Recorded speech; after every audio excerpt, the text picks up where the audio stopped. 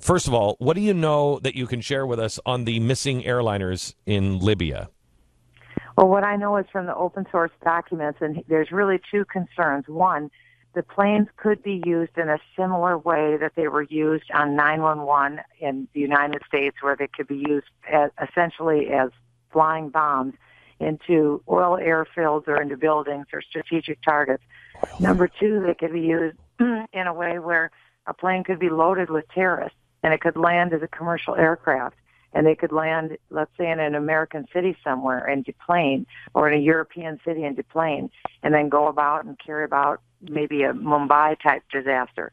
So there's multiple ways that these planes could be used. This is more than odd. I was in Tripoli earlier this year.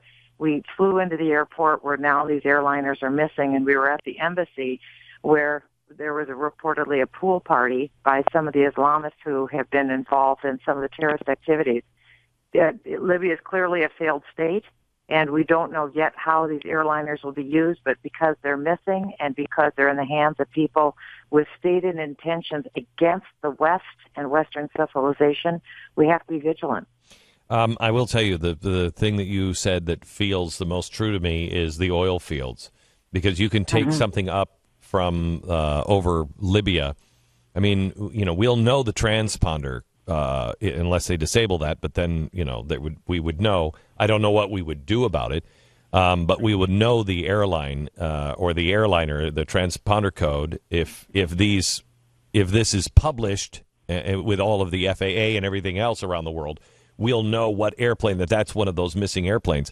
But you could take off in Libya, and you can be over the skies of Saudi Arabia in lightning speed, and just crash it into an... know that.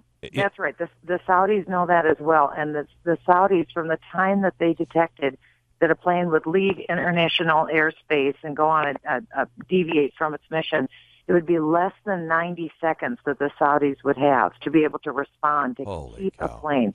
So it's very little time that they have. They realize that. I think you recognize that from some of the incursions and airstrikes that have been coming into Libya. Yeah. The Egyptians know.